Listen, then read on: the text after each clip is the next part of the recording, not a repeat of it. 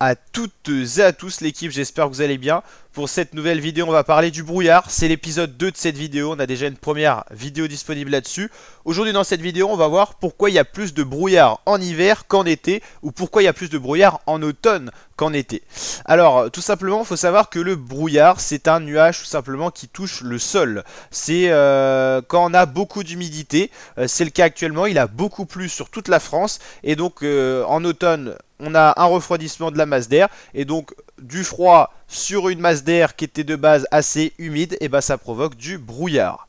En ce moment, on peut parler de brouillard d'advection sur la France. Ça se produit lorsqu'une masse d'air chaude, ce qui est le cas actuellement. On est plutôt sur une masse d'air chaude. Regardez un petit peu ça. On est sur du rouge orangé.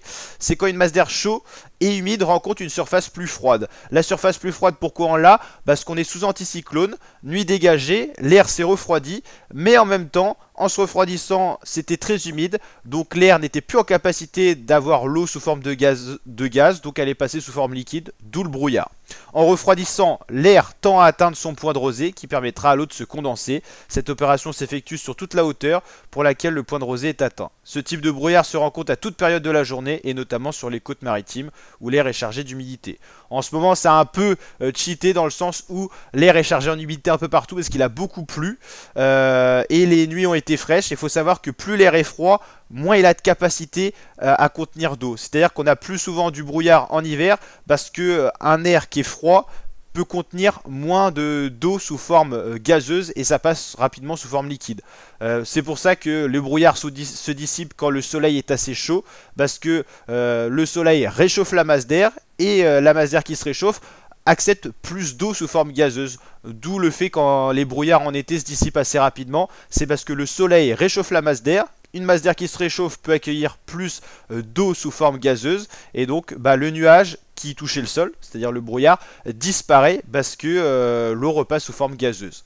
Donc en hiver, on a plus de brouillard parce que les masses d'air sont plus froides et c'est surtout à l'automne qu'on a du brouillard parce que on a des masses d'air chaudes qui sont au-dessus d'une masse d'air plus froide. Ça peut être dû à un anticyclone qui stagne. Il faut souvent un anticyclone parce que sous anticyclone, on a peu de vent et pour qu'il y ait du brouillard, il faut qu'il y ait peu de vent, qu'il y ait du froid et qu'il y ait de l'humidité. C'est tous les ingrédients qu'on a actuellement avec beaucoup de pluie qui ont eu lieu septembre-octobre, le ciel qui s'est dégagé, donc l'air qui touchait le sol s'est bien refroidi et donc on a du brouillard. C'est très dur à prédire le brouillard pour savoir quand il va être formé ou quand il va persister. Est-ce que les journées seront dégagées ou pas?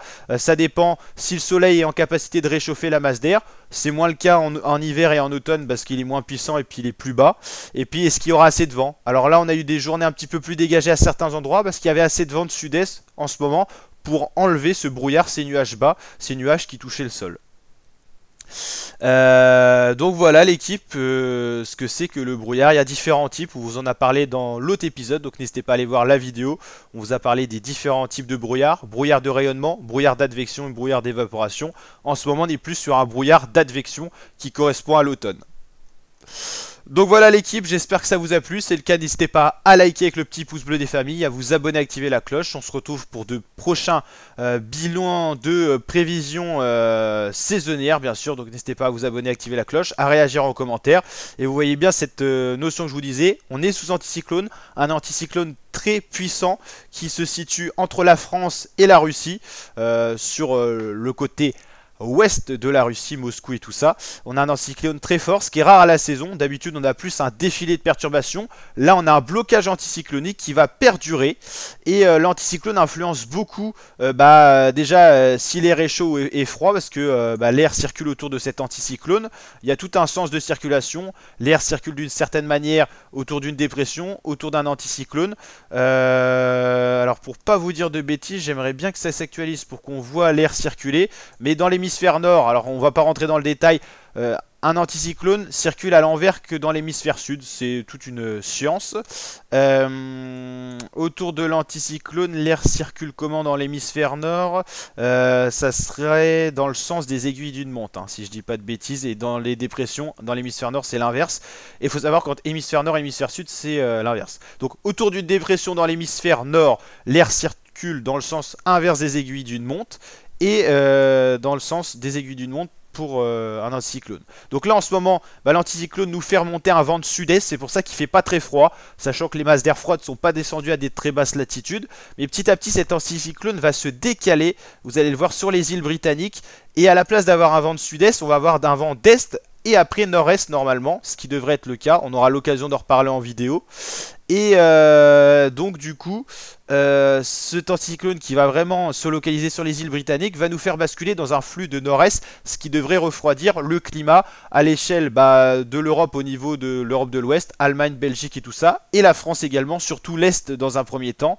Et vous voyez, plus cet anticyclone va se décaler de cette manière-là, puis il va laisser place à un Moscou-Paris, on appelle ça, quand les vents de nord-est chavirent vers la France, et on pourrait avoir dans ce cas-là un climat assez spécifique et assez froid. En plus, on aurait un creux dépressionnaire en Italie, ça pourrait être favorable à donc de la fraîcheur et de la neige sur les Alpes, et ça pourrait être très positif, voire sur le Massif central, avec en fait un gouffre à froid. Et c'est un phénomène qu'on n'a pas eu depuis plusieurs hivers, c'est pour ça qu'on vous disait que cet hiver pourrait être froid, parce qu'on aura des situations assez différentes des autres hivers qui pourraient être favorables à de la neige en montagne, de la neige en plaine et du froid. On aura l'occasion d'en reparler. N'hésitez pas à liker, partager, vous abonner. Je vous dis à très bientôt pour de prochaines vidéos l'équipe. Ciao ciao.